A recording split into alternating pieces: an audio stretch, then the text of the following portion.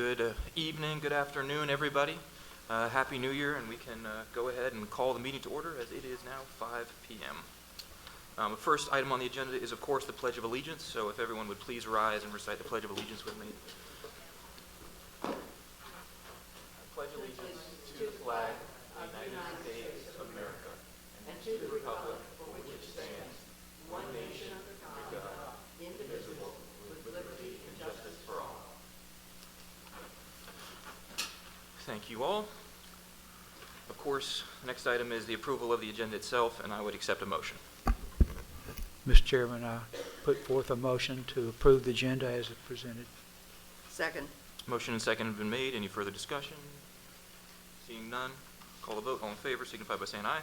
Aye. Aye. Motion carries unanimously. Next item on the agenda is, of course, our public comments. Speakers will be given a 5-minute maximum time limit to speak before the Board of Elections about various topics, issues, and concerns. Speakers must direct their comments to the board, and responses are reserved at the direction of the board. So I would see if there's any public comments. Please come up to the podium now and state your name, where you're from, and please begin your comments.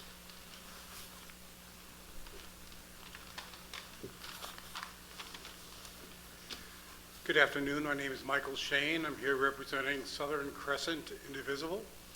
We are a 360-member strong organization located out of Fayetteville. We actually service 9 counties south of Atlanta, and making sure that we can promote and maintain our democracy.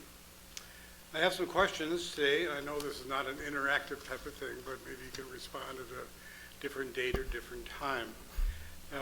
The first one is regarding the polling place changes, and I understand that I've been lucky. Mine has been the same forever.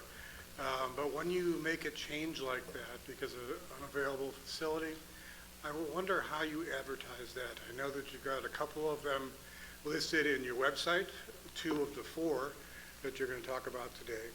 But I don't know what you do to make that extra effort to make people know they don't show up at the wrong place that they've been going to for years. And so how you communicate that would be of interest. There is another issue, and that's Sunday voting.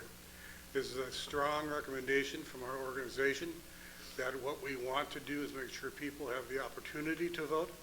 As many are not available during working time and not available on Saturdays, so I encourage you to do Sunday voting. Last I checked last week, you still have not made that decision, and so I'm really hoping that you will continue and have at least one of those 2 Sundays for Sunday voting. The last issue I'll talk about is voter identification cards. Voter identification cards. Okay. This is an issue, again, that's very important for people who don't have the typical information to vote. And as you know, it is one of the places that people can go is to their local elections board. Your machine has been broken for a very long time. And at this point, from what we've heard from staff, there's no plan to fix it at this point. So people have to go to DDS to get their voter card, which is the other space that's available. We just want to make sure that the voter identification machine that you have is working so that people know when they look at the website from the state, you and DDS are the 2 places to go to get that card. We have conducted a survey of 6 of our counties in this area. They all have their machines working, and Fayette is an example now. Maybe that's changed in the last week or not, I don't know. But we encourage you to take action on that. Thank you for your time. I appreciate it. Thank you. Any additional comments from anyone else? Okay, seeing none, we'll go ahead and move on to any items of old business. We do not have any today. And the next item is, of course, the approval of our previous special called meeting minutes from November 7th, 2025, and I would be happy to accept an motion. Mr. Chairman, I make a motion that we approve the minutes as presented for the November the 7th, 3:00 p.m. meeting. I second. Motion and second been made. Any further discussion? Seeing none, call the vote. All in favor signify by saying aye. Aye. Aye. Motion carries unanimously. Next item is, again, the approval of the November 7th, 2025 regular meeting minutes. That would have been at 5 p.m., just 2 hours after our 3 o'clock meeting. I would accept a motion. Mr. Chairman, I make a motion that we approve the agenda for November the 7th at 5 p.m. Not the agenda, but the minutes I of the second. November 7th, 5 p.m. meeting. Second. Motion and second been made. Any further discussion? Seeing none, I will go ahead and call the vote. All in favor signify by saying aye. Aye. Aye, motion carries unanimously. Next item is our new business. Our only item of new business here today is the adoption of our 2026 meeting schedule. Generally, we do have these meetings on the fourth Tuesday of every month, 5 p.m. The only times generally that we would have exceptions to that is for election certification, usually on the Friday immediately after that Tuesday election. So I would recognize Director Brianna Garrett, our elections director, to discuss a little further on our schedule. Greetings, Board. So unbeknownst to me going through the packet, you all were supposed to have a actual list of the calendar inside of your packet. I did include it in the email, but I guess the question, or leave it up to you, is if you want to decide on that now, or did you want to wait until our next board meeting to pass a motion on that calendar? Because we do have enough time. We're really just looking at our election dates and the changes in those when it's time for certifications. I don't remember. We can wait. I think I prefer to wait. I think we've Yeah, I got got the no problem with special election calendar, right, that we could look at? Yes, so it's a date for the rest of the year. We kind of go ahead and set our date. So normally, we already have in writing that we meet the fourth Tuesday of every month. But for those certification dates during the election season, we usually meet that Friday, and we just go ahead and knock that out at the beginning of the year to save us time later on for establishing that time and date.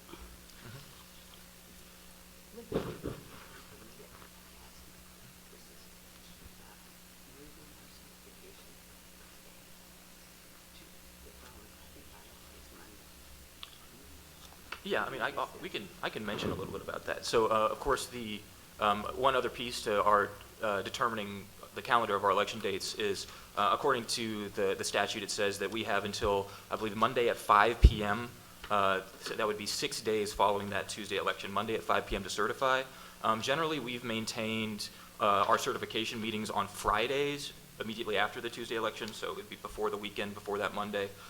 Just because we've had issues, technical issues, power going out. It's really just to make sure that we don't brush up against the clock there, and make sure we do meet our statutory requirements, free and clear of any issues there. So that's why we've had it on Friday, leading up to now. I see more challenges by moving it to Monday, because we would be brushing up against the clock, and we have had power outages. I think in 2024 there was an instance, or 2025 there was an instance where the power went out, and so we could not actually conduct a meeting as we normally should, which then would result in us not certifying the election on time and not meeting our statutory requirements. So that's where we are on the Monday situation. That's where we've had this discussion a few times before. I'd be open to discussing it some more. If you have other benefits or pros and cons, absolutely, I'm here for them. Okay, Mhm. can I? Yeah. Okay. My concern is that there are a number of well, first of all, there are a number of counties, big ones, that all go to Monday, all right? Not saying that that makes it right, but to me, they're giving themselves the opportunity that if they have any issues, we still, at this point, we get whatever numbers and information, we still have to meet at 3. But it gives you a little bit more time, once you've got the numbers, et cetera, like that, to go through and continue reviewing and making sure that when we vote on the certification, that we're confirmed that it's right. There's also a big push, has been for the last 2 years, to be asking for a lot more information to be given to us at 3. I think in the past, I'm about the only one that's gone over and looked at whatever Brianna could easily, let's put it that way. I try not to ask for anything that is a push to be ready at 3 to look at. But, maybe we've got an hour or two, something like that, to get the stuff together for us to go over and look at. I just think we need more time with all the pressure that's going on right now for asking for more information. Maybe we'll get it at 3, but I don't know that we'd have time to do too much review. And I know that there are constant laws, legislation that's coming up that's saying that we're going to be given a lot more information than we have in the past, if that goes through. That's my concern. I just want us to have the time, and them to have the time, to get this stuff together. Yeah, I understand that completely. I think generally having that 72 hours between the Tuesday and the Friday offers enough time to look at ballot recap sheets, to look at all the tabulation reports, to go through all the documents. I mean, 3 days really is enough time to get through that. And also, again, I do not want to put us in any danger whatsoever of breaking any statutes or breaking any laws. So keeping it on that Friday is generally, like, I think it's the best balance. Now, I understand that, you know, there is a great deal more information coming down. There has been that push. But generally, you know, the only times that those forms would prompt further investigation would be with staff in, you know, conducting their duties.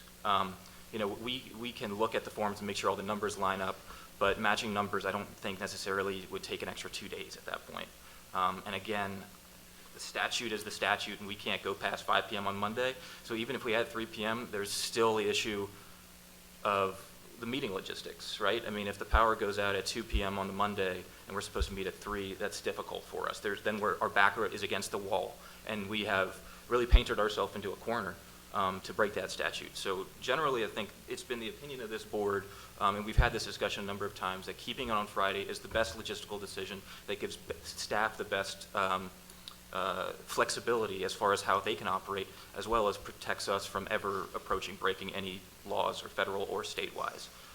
That's where I am on it. I respect your position completely, but I think logistically the challenge is, the solution is almost presenting, in some cases, a bigger problem than the problem that we have a current solution for.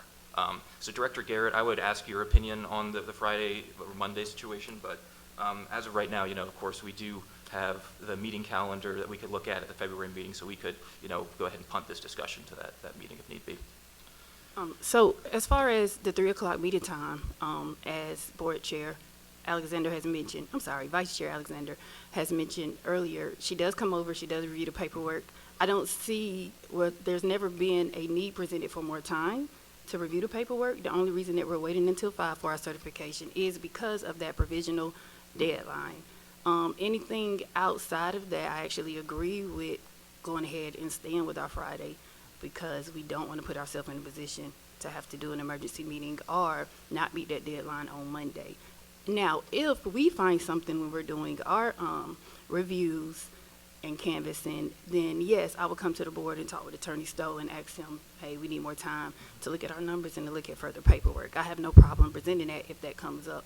But at this time, for this county in particular, I don't see a need to push it out any further unless something is found that is wrong, which I have no problem reporting.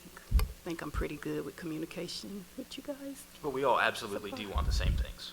We all want the exact same things. We want to have fair elections. We want to have free elections. We want to have elections that we can all be proud of their integrity. I mean, so it's just how we get there, right?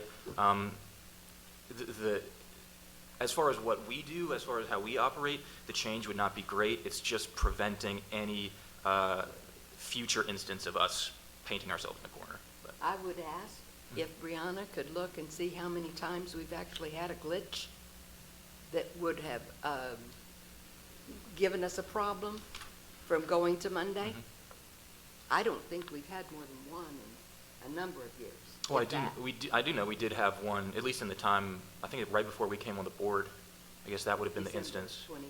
23, yeah. So there is an instance, there is a case from the past few years that we can turn to, but, you know, That's not many compared to the elections we've had, like 24, 25.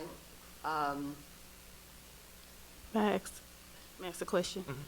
What would we do between 5 and the Monday to prepare for the board meeting? Like, what do you foresee taking place in that time space?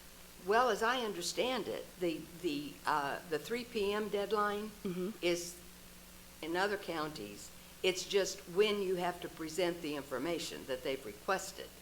And then they take the time, those that go to Monday, and they don't all wait till 5 p.m., right? But they take that information that you, quote unquote, have to present to the board at 3, and they carry over, and they actually, that's when they look at it, is Saturday, Sunday into Monday, is when they look at it. They is in the office, the staff. They what? The staff or the board? The board. Is who looks at it over The board. that time. Because they're the ones that have to certify. Understood. And So- the question comes because in Fayette County's office, I can't speak for any other office. I'm very adamant about giving them enough time to gather the documents that you request, even more so making sure that it's right, because I know as we are under scrutiny, we have to make sure that we cross our T's and dot our I's, or that I have an answer for any mistakes that are made. So most of that is done by 3 o'clock, so that's where my question came from. And And- also, let the record reflect that I, in fact, did not send you the calendar. That's why it wasn't in your packet by the staff, so my apologies. I will get that out to you as soon as possible. Okay. Thank you. Okay, so with that, I guess we can go ahead and punt that to our next meeting. Yeah. I guess we have that as an item of new business, so I guess I would accept a motion to table that item until the February meeting. I'll make the motion. We table the discussion to our February meeting. Okay. And I'll second it. Motion and second been made. Any further discussion? Seeing none, I'll call the vote. All in favor of tabling the approval of the 2026 board meeting calendar to the February meeting signify by saying aye. Aye. Aye. Motion carries unanimously. This brings us to our main large item of business for the day. Of course, it is the public hearings of, still one little brief thing that box to check beforehand.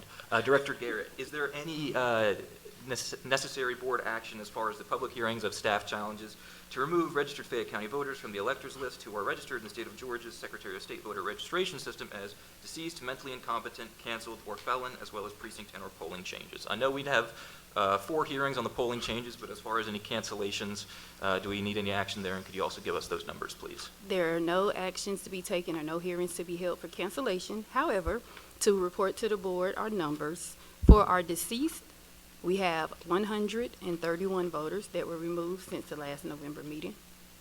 For our felons, we have 5. And for our cancellations, we have 31. And all of those are for out of state for this selection. That is a total of 167. And I do not mind repeating it. So for our deceased, we have 131. For our felons, we have 5. And for our cancellations, we have 31, which totals up to 167. And so that would be 0 mentally incompetent? That is correct. Okay, thank you. Well, with that, seeing no action needed, I guess we can go into the whole kit and caboodle and take on these polling location proposals. So Director Garrett, if you wouldn't mind briefing us a little bit on what we see in front of us and what we're looking at doing for our Fayette County voters. We got 4 proposals. I think we'll probably take action on 3 of them, given our prior discussions. But please, just let us know what's going on here.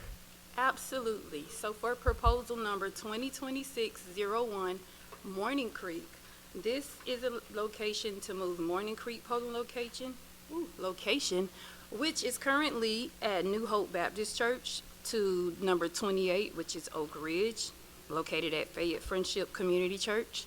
Back in November, we were notified in October that the church had closed, so we had to do an emergency polling location, and the church is still in the same status. We did do an emergency co-location, so this will just bring us up to stature to be able to keep it as a co-locating facility. I do want to back up with my disclaimer before we go through these. And I did talk to Chair Livesey last week about this. But on some of these, you will have merger versus co-locating. Originally, it didn't make sense to do a co-location, so for the public. Co-location is when we have 2 precincts at one location and they're just ran side by side, rather a shared large room or in 2 separate rooms, but it's literally 2 separate precincts ran at this one polling location. And we have a few of those, and we had some emergencies where we've had to have those. It didn't make sense at first logistically thinking to just continue doing the co-locating. However, with us having which I was going to announce later on, but with us having a new registrar in our office, as well as our workload that is going on, Merging takes a little more inside of our software, inside of our database, actually moving the voters and moving lines and considering boundaries. I think it's better that we stick to co-locating for now, especially before such a large election. What I don't want to is confuse anyone, and I don't want our ballot building to confuse anyone as well. So if you know anything about the internal work for us, we have to use ballot combo codes. We currently have, I think, 77. We'll have to move voters to assign to that ballot as well. And I don't think that the office is in a position to take on such a venture cleanly, as you all are always watching us, to be able to take on such a venture right now. So I think it's better if for the 2026 election, especially such a big election, that we don't take too many risks right now, and that we only do co-locations instead of mergers. So back to proposal number 1, because this will now answer the question is, why are you not just putting it together? Well, that's why.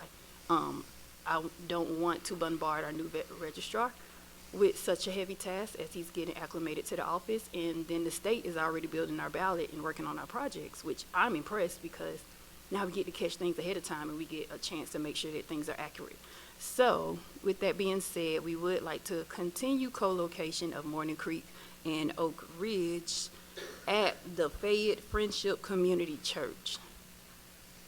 And that is, for the record, a combined number of 5,102 registered voters.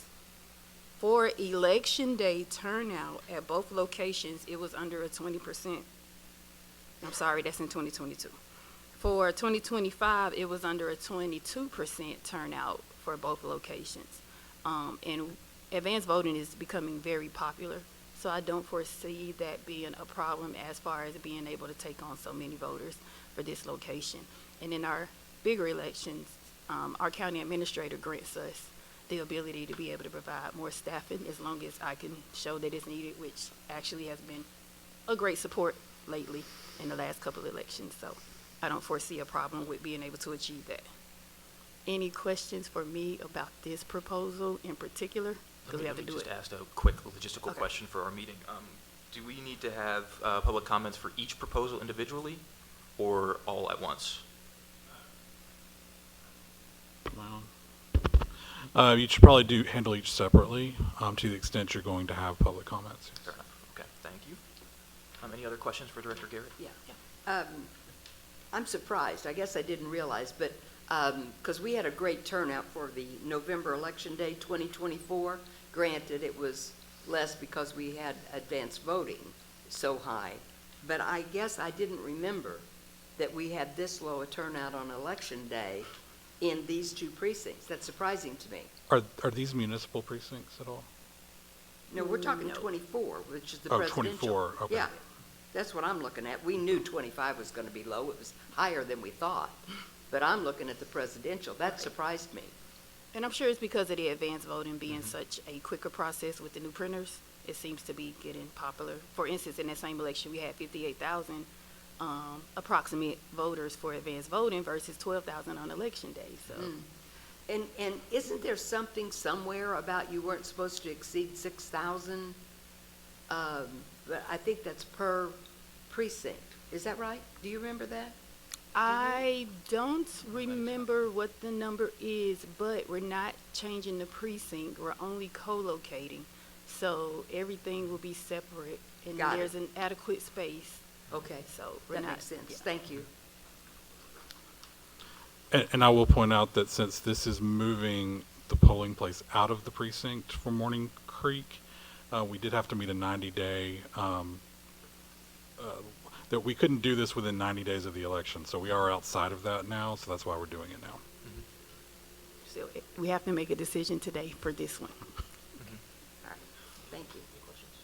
Oh, I'm good. Okay. Yeah, I'll say I'm quite familiar with this this precinct and this situation.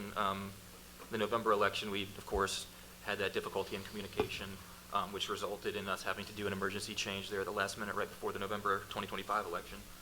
So I'm very glad we can go ahead and get this resolved. And this really is the most equitable solution that we can provide, considering that our location that we've used for some time is no longer going to, be there. that necessitates us to try and minimize impact to the voters, maximize the convenience, and make sure that everybody can have their voice heard and their vote counted. I think in looking at this proposal, the new location, where these two precincts would be co-located, it's only about a 4-minute drive or so from the first precinct? If not less, yes. Okay, so that is really one of the biggest pillars that staff tries to focus on, is maintaining voter access, maintaining voter convenience, and, minimizing the impact to our elections and our voters. So with that, I guess we can go ahead and turn it over to the public comments on this proposal. I believe we're approaching the same policy that we have for other public comments, maximum of 5 minutes before the Board of Elections about the polling location proposal 2026-01. That's Morning Creek, moving from New Hope Baptist Church to be co-located at Fayette Friendship Community Church.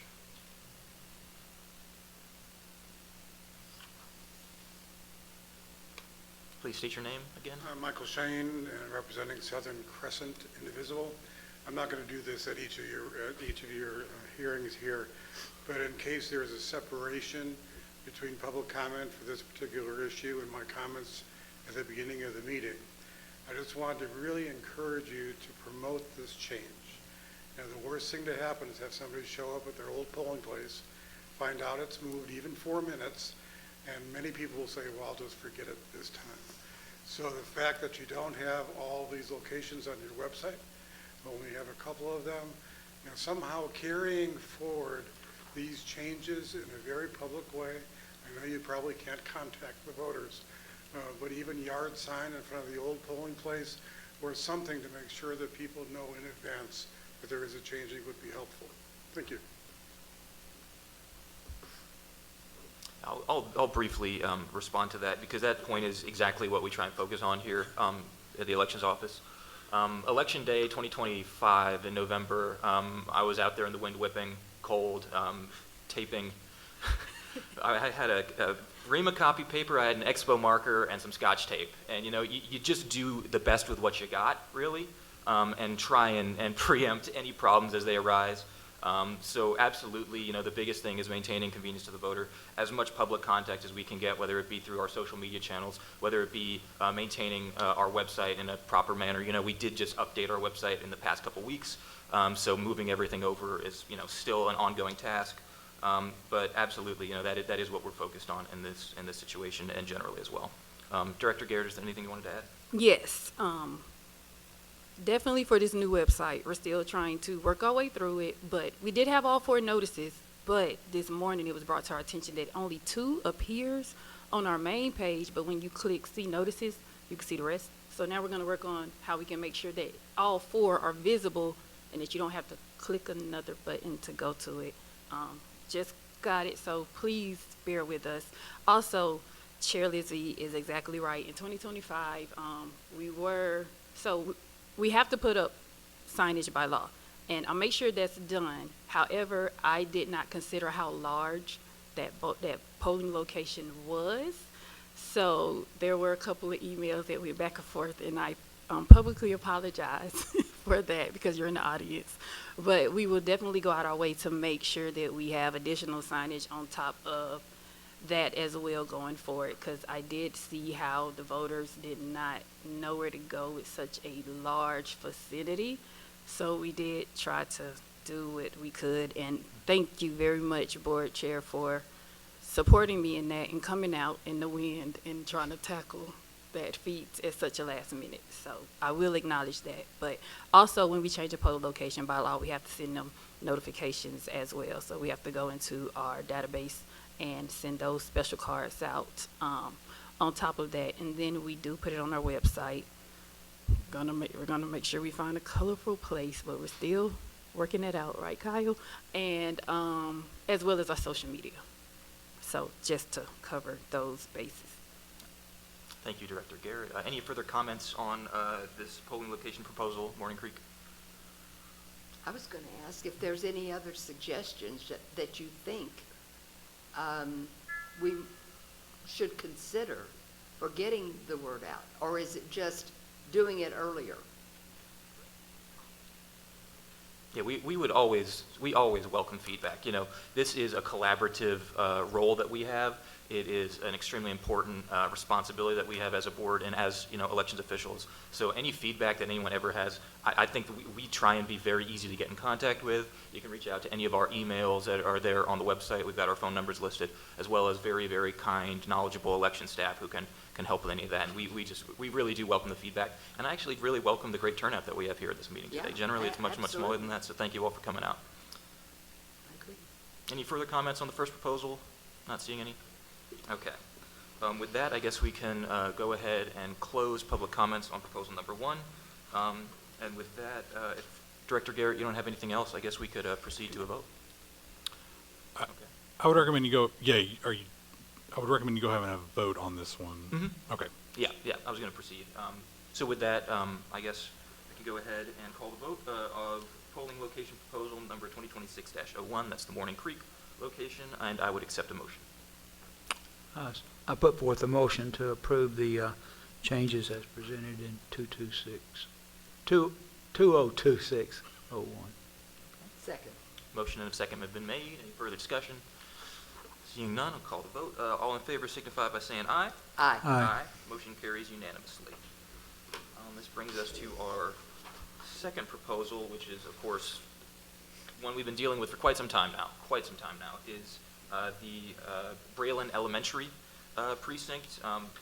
If y'all have ever had any kids, grandkids, or that go to Braylon, or you happen to be a poll worker there or go to vote there, that's your precinct, you notice that the school itself is open, a little more open. The hallways have direct access to the remainder of the school, so it is a bit of a safety issue on Election Day if you have children there to have voting conducted there. So, as we've gone throughout this issue trying to solve this, we've been looking at Oak Grove. I think it was first a co-location, and then this one is looking at the potential merger. I would go ahead and invite Director Garrett to explain a little more about the situation. So, to piggyback about earlier not going forward with merging, so this one is already currently co-located at Oak Grove Elementary School. I'm thinking that, so, because we have another one like this, where I didn't want to do a cancellation at such late notice, so I still wanted to bring it to the board's attention. So this still falls under having to do a merge in our database and having a registrar that just started yesterday, along with other moving parts that we'll talk about later on inside of our office. So actually, my recommendation is to not move forward with this merger for right now. Absolutely. So just another piece about that. As Director Garrett said, canceling this hearing would be more logistically challenging than just going ahead and voting it down. The real logistical challenge is the combo codes that Director Garrett has mentioned. If you live in one state house district and your neighbor lives in one state house district, you and your neighbor could be in different state senate districts, for instance. And so that is what necessitates having different combo codes which recognize the voter and what the proper races they should be voting for when they go in to the polls. So that is a massive amount of work for a very smart and capable but small staff that we have. So I think going ahead to keep our current status quo where we have these precincts co-located there at the Oak Grove Elementary School is absolutely the best course of action. So with that, I guess we could, any further questions from the board about this one? I just wanted to ask a question. We had a fairly smooth, we did this co-location for the November election, and I don't recall that we had any issues, right? I mean, it was pretty clean. It's a big gym, and I just, people always have questions about, well, are they lined up, side by side? Is one in one corner and one in the opposite corner? I don't remember how we put those, the two precincts in that gym, but don't we have somebody there that kind of leads them? Are you here? Yes, we have two separate sets of staff as well. So we do not merge the staff. When you Right. come in, you either go to the left or to the right, depending on which precinct you're Right, located in. and you've got somebody there directing them. Correct. Okay, I think that's great. Thank you. Any further questions for the board? No? Okay, with that, I can go ahead and open it up to public comments. Again, same deal around this time, 5-minute maximum time limit to speak on the polling location proposal. That's 2026-02. That's the Braylon to Oak Grove. Do we really have one? I don't see any public comments, so with that. No, I mean, do we really have a proposal? We're basically keeping it the same. Yeah, We're not doing the merger. We're just voting it down. Yeah, I think what your action would be to not do the merger. Yeah. Okay. Okay, so with that, I guess I could accept a, close public comments and accept a motion to decline to proceed with the merger between number 22, Braylon Precinct number 22, and Oak Grove Precinct number 17. Motion so moved. Second. Motion and second have been made. Any further discussion? Seeing none, I can call the vote. All in favor of declining to proceed with 2026-02 signify by saying aye. Aye. Aye. Motion carries unanimously. Okay, I think we got a similar situation here again too. Another proposal here, the 2026-03, which is the Stars Mill precinct. And I can go ahead and turn it over to Director Garrett to explain a little bit about this situation. Yes, so this one is more staff-led, AKA director-led. We constantly, Stars Mill is currently located at one church, and they love us, we love them, they support the democracy. However, I'm starting to see a pattern of when they have their summer camps or when they have other events going on where they're not available. So we have gotten better at these polling location reservations early on, and we started back in October trying to secure our facilities for this year. And what we're finding is that they're available for May, but they're not available for the summer. And we already have the signage ready for the emergency location change, but I'm trying to get ahead of that because what I don't want to do is to continue to keep sending voters here, then sending them there, then sending them here. So we're trying to find a suitable facility. So far, we actually haven't received or found a place inside of the precinct. So now we started to reach outside of the precinct. The proposal is currently worded for moving one church to Lisbon Baptist Church. However, after the hearings were announced, they let us know that they're not able to move forward. Their church didn't approve it. So not us. They're just not able to host us as a facility. I don't remember the why, but I just know they weren't available. However, within the facility, within the precinct lines, we do have a church that's possibly available, New Providence. Please don't ask me the rest of it, because before I walked out of my office, I was supposed to write down their address. But New Providence Church we're waiting to hear from them. So I am going to ask that you vote it down into our next meeting. But let me be clear that it's within side of the precinct boundary lines, which gives us 60 days. Outside of the precinct boundary lines is 90 days. So we only have one single month to make action on this. But I want to be clear that one church is available for May. If we are not able to secure another location, then now we're tasked with finding somewhere in June for the runoff, if we have a runoff. We have used the high school in the past, Whitewater, I believe, in the past, but they've already let us know they're not available.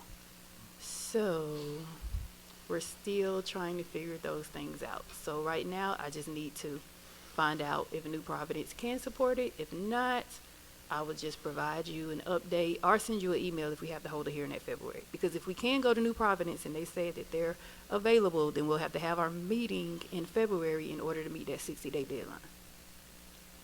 All clear? I know that was a lot to take on, but Yeah. but one church, like they're available when they're available. But what I don't want to do is keep moving this Yeah, this is polling 2 or 3 location. times that Yes. we've had one church and Yes. everybody loved it. We don't and even then- change the sign anymore. We just change the date on it. Yeah, then we because had to go Yeah. someplace else. So what are you suggesting that this should read? Right It should now- Postpone? Yes. Well, Well, the proposal is currently to move it to Lisbon, and that isn't going to be the proposal Okay. next down. time. So I think at this point you would need to deny this proposal, because we're going to have to re-advertise for if we do a new location anyway. Okay, any further questions on this one? Okay, I'm a little confused here. Did Lisbon vote it down as a voting precinct? all I know is that they're not available to serve as a polling location. So they did inform us they would look into it, they would try their best, they believed they could, and then they reached back out to our election supervisor and said, I'm sorry, we're not available. So it's not a possibility to be a, According to them, no. Oh. But they are within the precinct boundary line, so it would be perfect, it would be Okay. great. So if you know something. that's my question. I couldn't keep up with all that was No, going not on. at all. I mean, yeah, we do. Our goal throughout all of these proposals is to get to that place of consistency and no confusion. Absolutely. There is these growing pains that we have to proceed through in order to get to an easier, more convenient state. And so as we're going through this, we appreciate your support, and we really do operate in good faith, and we are trying to balance all the competing interests and all the competing responsibilities that we have as election officials. So on this one, I guess we can go ahead and turn it over to public comments. Again, same deal, 5-minute maximum time limit to speak about polling location proposal number 2026-03. That's the Stars Mill polling place. And if there's any public comments, please feel free to approach the podium. Okay, seeing none, I guess we can go ahead and proceed to the vote. I would accept a motion to decline to proceed with polling location proposal 2026-03, and I would accept a motion. I present a motion to decline the movement, the proposal for 2026-03. Second. Motion and second have been made. Any further discussion? Okay, hearing none, go ahead and call the vote. All in favor signify by saying aye. Aye. Aye. That's a lot easier to say. Yeah. I'm going to say as motion, as Motion presented. carries unanimously. It's a mouthful. Okay, last but certainly not least, brings us to polling location proposal 2026-04. This is the Flint precinct. So I would go ahead and recognize Director Garrett to give us the rundown on this situation as well. Last one. So this is a proposal for precinct number 6, McDonough Road Baptist Church. They currently are going through some changes internally with their staff. So they're either going to sell their church, in which they may or may not get a new pastor. So there's no current set leadership in place as they're trying to figure out their transition.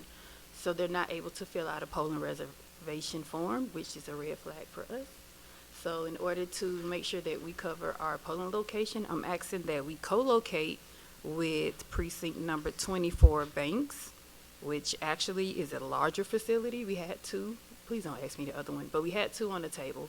But Banks seems to be better when it comes to ADA compliance, a larger parking lot, and just more accessible for being able to handle 2 polling locations. And I'll say it at the end. Do you have any questions for me? I'm gonna, if I understand, the precinct that is, however you say that, Baraka Bible Baraka. Church Yes. on Corinth Road. If that's the one I'm remembering, you pull in off of Corinth Road if you were going north. If you flip on the other side, there's a map. So I'm gonna look at it with you. You expect me to read a map. Okay, so yes, you come in on Corinth Road and you hang a left if you're going north, and you come all the way around down to the back. It's in between those buildings, correct? Yes? Okay, and when you walk in, your location is directly on your left. That room is a small room. So I have not physically seen it, but the election supervisor did go survey the land and meet with the people and talk about their spaces. So it will not be in this small room of which you speak of. Apparently there's an auditorium of some sort that they'll be using, which is a much larger room. Okay, so it would be a different place Yes. than we've done in Yes, the past. yes. And is Corinth Road, is that in Jonesboro? I believe it is. It's in Fayetteville. I believe it's in Jonesboro. I believe that location, if that's the one I'm Well, thinking of. I think Corinth Road is the county line, pretty close. So if you're on the other side of Corinth, you're in Clayton County. Right. But you're on this side of it, you're in Fayette County. And You're it in might Fayette. have a Jonesboro mailing address, but that doesn't, post office don't take any consideration to Okay, all county right. lines. Okay, any further questions for the director on this one? No? Okay, I would go ahead and open it up for public comments. Same policy as well for this last one. 5-minute maximum time limit to speak before the board about the polling location proposal number 2026-04.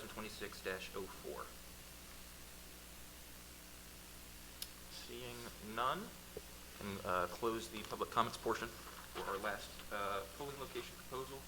I'd ask Director Garrett if there's anything else you wanted to mention about this case. Okay, well, with that, we can go ahead and proceed to the vote. I would accept a motion to relocate and co-locate the number 6 Flint precinct to the Banks precinct, that's number 24. And I'd accept a motion on that topic. So moved. Second. Motion and second have been made. Any further discussion? Seeing none, call a vote. All in favor signify by saying aye. Aye. Aye. Motion carries unanimously. Okay, so we got through all our hearings there. With that, I can go ahead and turn it over to Director Garrett for her director's report. Greetings, board. I will try to be as short as I can. As of January 23rd, 2026, Fayette County has 98,604 registered voters in Fayette County. Again, that's 98,604 registered voters in Fayette County. The office has been working through our voter registration audit from the Secretary of State. We actually did an the staff did an exceptionally good job, and I do have to give kudos to our deputy registrar, who has, Jenny, she's in the back, who has been extremely supportive during the vacant position of our registrar. They were able to tackle over 1,000 voters and kind of send out letters to those that flagged in the system or needed some more research. I met with planning and zoning about a lot of voters. The code enforcement for the cities have been very supportive, so I do want to give a really good, nice shout out to the staff for working through that, especially without a registrar in place. They're awesome. We will be holding poll worker training workshops for this season. I'm actually going to email you the dates because we solidified them this week. We will do 3 workshops of each type. So there will be one for equipment, there will be one for paperwork, and there will be one for my favorite, provisionals. So we will have a total of 9 classes through between April and May, and that's enough to have so it's staggered so that we have a morning, middle of the day, and an evening class, so that we are trying to get as much people to come as possible so that they're prepared for our May 19th election. Our renovations are coming along swiftly. They went from 0 to 100. So last time we talked, they had only knocked down 1 wall, a couple of wirings. We now have doors that are in place. Our suite A and B are connected. There's been painting going on. We're just waiting to solidify some small details and start moving and establishing our alarm system, our cameras, getting our locks in place. I did make a change about 2 weeks ago to remove the sink that's in the place by where the EMS will be. And it's really no usage for it, especially if we're trying to establish a break room outside of the hallway. So the hope is that we can get them to place the sink inside of the new area that's deemed as a break room. Even if not, we just hope to get it away from that area and to be able to use that for ballot storage during the election. That also would give us a little transparency because the public will be able to see absentee and our EMS room at the same time. And then they'll also have access from outside, so we don't have to escort anyone outside to come up with a plan B for those small viewing rooms that we have in the office. Unfortunately, our election supervisor, Johnson, she has resigned, and her last day is tomorrow. She's going on to other election ventures, and we're definitely proud of her and giving her our congratulations as she moves forward. But that also means that I now have a vacancy, a big vacancy in the office with such large elections coming up. But with that, we have our new registrar, Mr. Registrar Unvala, who is back here. He started on yesterday, and he looks tired, and probably because I have been dropping everything on his desk since yesterday at about 10 o'clock. But he comes with 5 years of experience from Douglas County, which is a county that has a lot of their things in order, and he has a lot of experience and knowledge and leadership ideas. So I look forward to what he brings to the county, and him and the staff seem to be evolving very well in this small 46 hours of being together. Also, something that's becoming to be very popular or that we're getting requested is voter registration classes.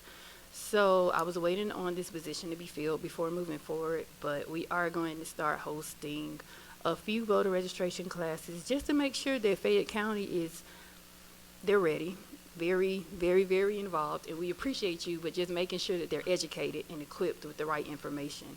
I think that will help with any kind of misinformation being put out there if we take the lead in making sure that everyone has the codes and the statutes and everything as far as compliance with hosting voter registration drives or even holding voter registration events.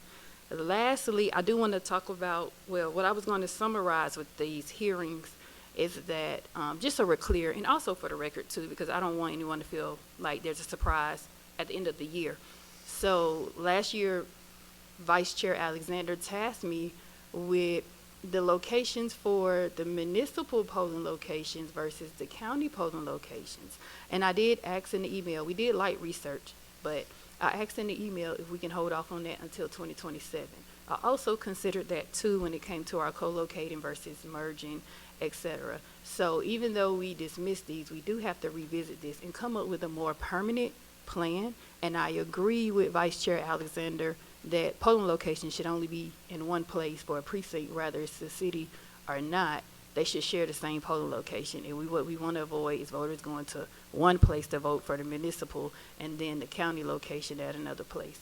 So I do plan on circling back to a bigger look at our map as a whole later on. But I will say it won't be anything quick. So it'll be a couple of series. And our wonderful summer intern, Musa, is already working on it and has an excellent, beautiful PowerPoint presentation on precinct and coding and geocoding. And I look forward to him presenting that to the public so that they can also understand what it is that we're trying to do and what that looks like when it comes to combo codes, precinct layer, boundary lines for the different districts and seats. With that, do you all have any questions for me? I do. Okay. Of course. I want to go back to, should have asked it before, to the last month's, it's a general question. November, your director's report, where we had that voting experience of whether you could take a sample ballot, marked sample ballot, Correct. into the BMD, the voting room.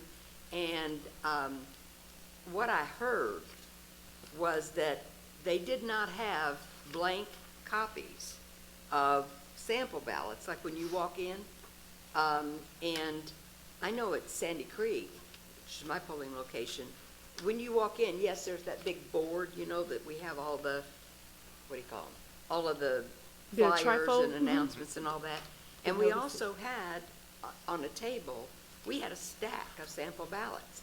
And when I was a poll worker there, an assistant manager, we would consistently have people that would go in the voting room, pull out their cell phone, and want to see what they wrote down that they wanted to vote for. And I would have to go and say to them, I'm sorry, you have to put your cell phone away. And so they would say, well, how do I know who I want to vote for? And we were told, well, they needed to pick up a sample ballot up front, right, and mark it, and they could take that in. So I was really kind of confused with what was going on with that lady that came and said she had the issue, she couldn't take a marked sample ballot in. Do we have sample ballot stacks that go in every precinct? We do. And she can go on the MVP and print up her sample ballot and bring it into the polling location and take it to the station. I think in that situation, that there may have been a lack of training and knowledge on the poll manager's end, especially the physical part of it. We just talked about it last week in the office and making sure that we follow up with that and talk with her. But we have to make sure that we have our poll workers and our poll managers stronger so that they do know how to debunk and bring down those de-escalate those situations. Also with that, working closely with April in Margaret's absence, we've already started the process of making sure that we hold our poll workers accountable. But while doing that, also strengthening our triage, and that's our manager and our 2 assistant managers. I know in the past we did a lot of moving, and we did that because we would lose a whole precinct at one time because nobody wanted to work with each other. But I think that we're at a really, really, really good point where we can start laying those foundations at each precinct and just rotating those clerks out so they can get that knowledge and various experiences at the different locations. But yes, they can take their paper sample ballot. They cannot have their phone, so you're Right. correct there.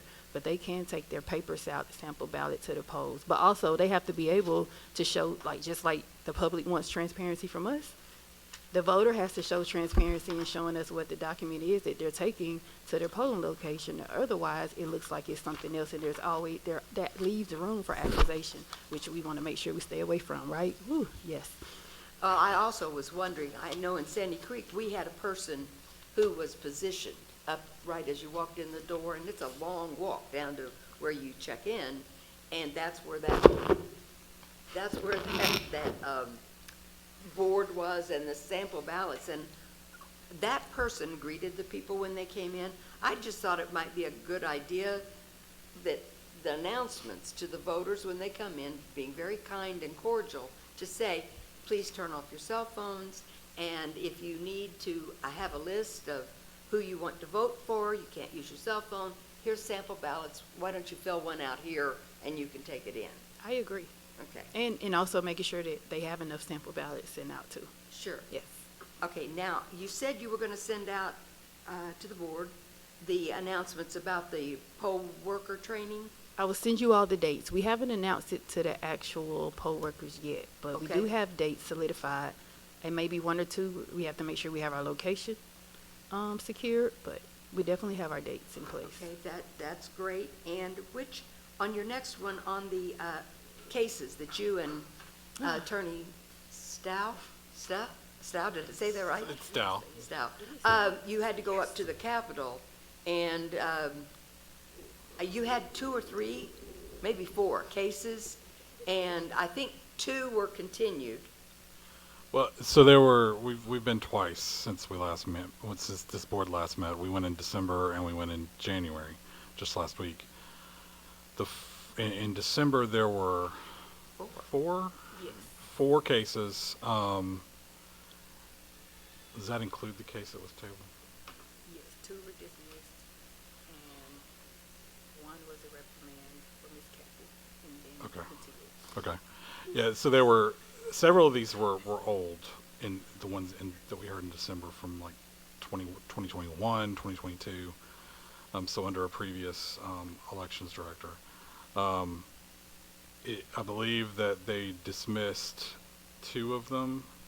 Correct. Which and- ones were they, please? Ooh, I'm not sure.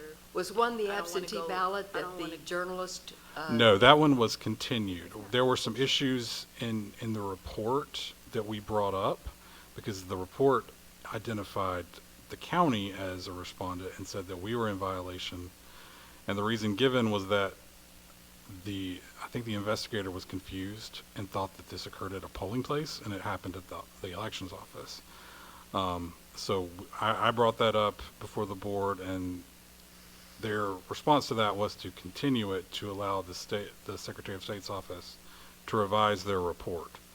And that was brought back in January, so last week. So we went before them again and we explained everything again, and they dismissed the county, but issued a letter of reprimand against the reporter. I was thinking there were 2 that were carried over to February. There was another one that we were not a respondent on, where Campaign literature. Yes, the campaign literature, someone was passing out cards Yep. at the polling place. That was continued before the meeting even started in December. That was heard last week as well. I thought they continued it to They February. did continue it. I think they want to find out who issued the cards. Yeah. I think that's what they want to know. Okay. But And- we're not a respondent on that one, so. But do you not have to, We're given notice, and we're able to be there and be heard if we want to. They never asked. We didn't speak on that because they never asked if anybody from the county was there. The respondent was the individual who passed out the card, and it may now be beyond that. It may be the organization that supplied the cards. okay, thank you. Any other questions? No. With that, anything else, Director Garrett? I think so. As far as the public comment, the voter identification card, we just so happened to talk about that yesterday. I didn't know that it wasn't working. I do know that it is extremely old and outdated, and you might have to hit it 3 times, knock on the side, and pat it softly to get it to work. But I wasn't under the impression that it was completely out because we do really use it, and we have used it once in May will be 2 years for me.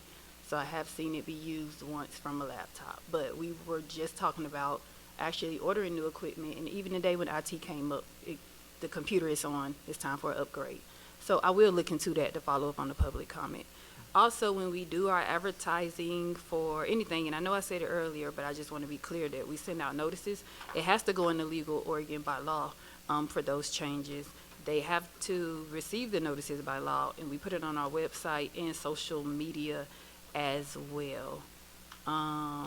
Lastly, for public comment, I plan to put our advanced voting decision recommendation on our March board meeting, but I think it might be wise to go ahead and do it in February because the people want that information so that they can start disseminating it out to the public as well.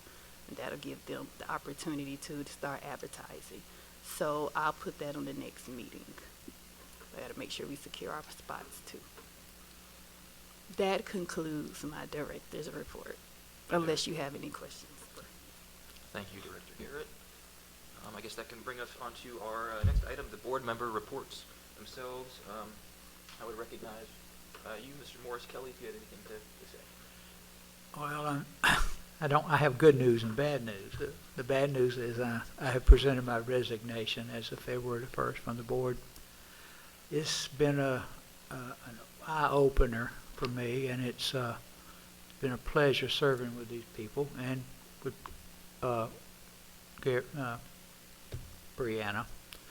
But it's strictly for personal considerations that I'm having to do this. And I regret it, but it's something I need to do. And I thank everyone for their patience with me and all the questions I've answered. But I hope you move forward, and I'll be praying for the next election. And I know it'll go well, fair, and complete. Thank you. Thank you, Mr. Kelly. Just a quick note, we spoke a little bit before the meeting, but I just want to reiterate publicly, like, it has been a joy getting to know you, it's been a joy getting to work with you, and I understand completely this is a huge responsibility, and, you know, what do they say? Life is what happens when you're busy making plans. That's right. So thank you for your service, thank you for stepping up, and I can't wait to see, what you do next, and wish all the best to you and yours. Thank you. Board member report for you, Vice Chair Alexander. Yeah, there hasn't been much happened on our front here because we actually had December off. We didn't have any elections. Hallelujah. So it's been kind of quiet. Of course, now we're into the new year, and we're starting off with a bang with our proposals and trying to work on precincts and getting ready. We know this year will be a busy year. Midterms is going to be tough, and we had more work last year than we thought, but this year is going to be really exciting. So I would like to say thank you, Morris. We all have to do what we have to do personally, and so I appreciate the opportunity to work. It's been great working with everybody, and wish you well.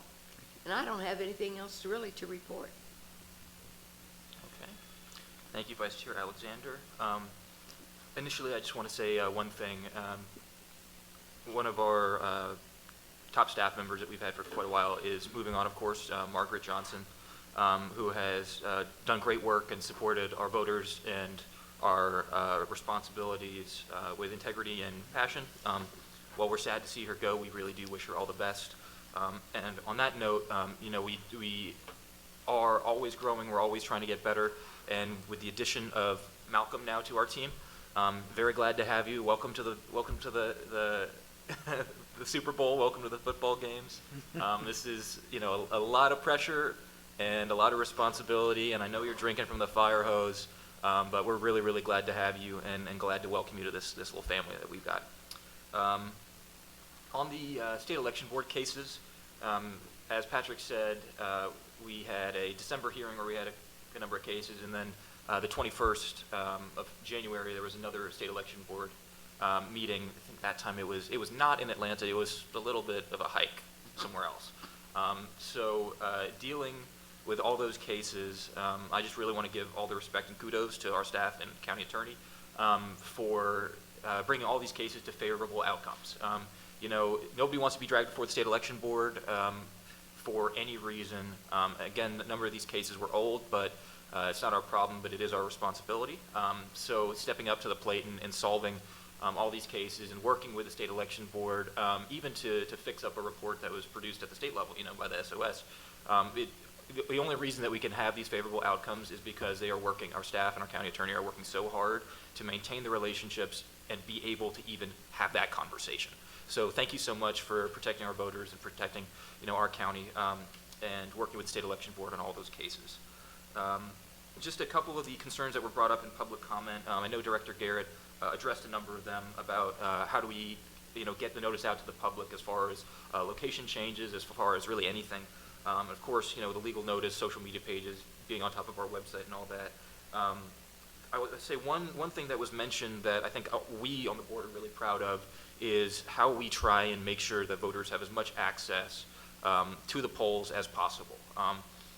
The 2024 election was a historic election as far as Fayette County is concerned because in November we had Sunday voting offered for the first time in Fayette County's history. We as a board unanimously approved that plan in order to make sure that our voters have great access to the polls, especially for any of our religious voters, right? It's pretty convenient to go to a church service and then roll on by the, polling place right after. So, making sure that we offer that convenience to voters is top of mind. And so I'm sure that we will look at that in the proposal going forward. As Director Garrett just said, trying to get that timeline squared away earlier rather than later, definitely a good thing. And I would bet that we'd probably be look to maintain a lot of the success that we've had in the past as far as Sunday voting or our hours, of course balancing the burden on staff shoulders as well as the voter convenience. So with that, I'll say thank you again, Margaret, for your service. Welcome, Malcolm, to the team, and thanks to our staff for keeping us protected and safe. As far as anything else, I don't have anything else. I do want to just mention one thing about the Town of Tyrone renovation. Just one brief thing from the director's report. This Town of Tyrone has advised that the renovations for our new voting precinct have been delayed. Unfortunately, that's true of a lot of projects across a lot of different areas. And as a result, we do have to maintain our conduct of elections there at the town hall. Of course, the dates and advanced voting periods have been provided. We're working through all of them in order to ensure maximum flexibility and minimum confusion. And any municipal officials there in Tyrone are aware of the increased presence of voters as far as this election cycle is concerned. And they have been really, really strong partners to make sure that public safety is maintained and voter access is maintained as well. So hopefully, and we anticipate those renovations will be done by November next year, or excuse me, November of this year. It's a new year, isn't it? November of this year. so that way we can have everything squared away for the general election in November. So with that, just want to get that one little update out of the way, and with that, I don't have anything else. I would accept a motion to adjourn. So moved. Motion. We don't need a second for that one, but we always welcome it. Motion has been made for adjournment. All in favor signify by saying aye. If there's no further discussion, which I don't see. Okay. All in Aye. favor signify by saying aye. Aye. Aye. Thank you all.